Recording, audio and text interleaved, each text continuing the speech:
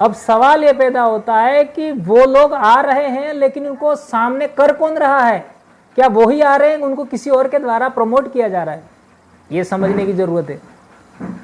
वो अपनी मर्जी से नहीं आ रहे हैं, उनको कोई न कोई हमारे आगे हमको रोकने के लिए भेज रहा है। हजारों साल से इस देश में डिवाइड एंड रूल चल रहा है। ये अंग्रेजों की नीति नहीं थी, बांटो और राज करो। डिवाइड एंड रूल किसी और की थी, तो हमने आदिवासी परिवार बना करके यूनाइट एंड रूल का सिद्धांत लागू किया और लोगों को समझ में आता इससे पहले ही हाईवे बन गया आदिवासी परिवार का। अब बेचारे सिर नोच रहे हैं, क्या करें? अब कुछ नहीं हो सकता।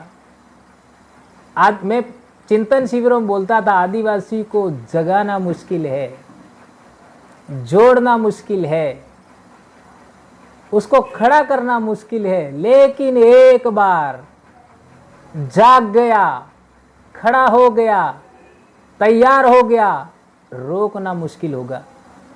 ये आज आपने देख लिया। ये बहुत इंपॉर्टेंट बात है। इसके बाद में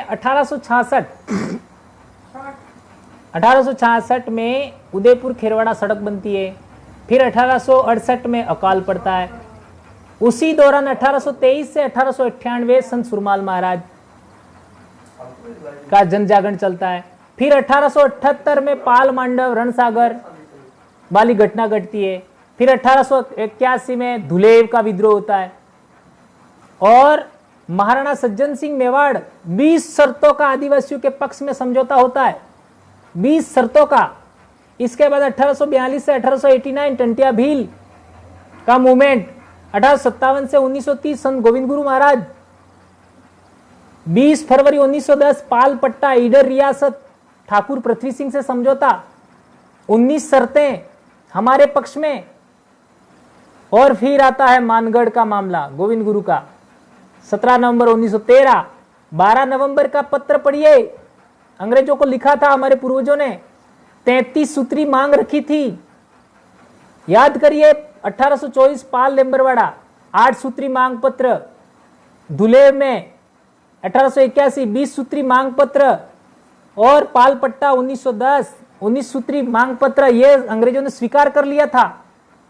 तो हमारे पूर्वजों ने मानगढ़ पर भी 33 सूत्री मांग पत्र रखा। उसी दिन 12 नवंबर को ही 33 सूत्री मांग पत्र दिया। 12 और 14 नवंबर को रजवाड़ा वालों ने लेटर लिखा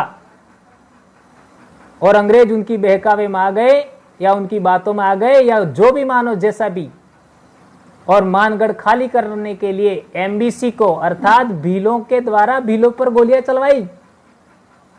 दूसरे लोग तो थे ही सही, सबने मारी। यह है हमारा सच्चा इतिहास। कौन बोलता है इसको? बोलने जाए तो ट्रांसफर, एपीओ, निलंबन, न जाने क्या क्या। सच्चा आदिवासी लीडर बनने के लिए 20 साल की उम्र से तैयारी करनी पड़ती है। इसलिए युवाओं, आप लोगों भी यदि चाहते हैं सच्चे लीडर बनना तो चरित्र के मामले में अच्छा बनना पड़ेगा। इसलिए मैंने विश्व आदिवासी दिवस पर बोला था, मैं एक आदर्श समाज निर्माण करने के लिए काम कर रहा हूं।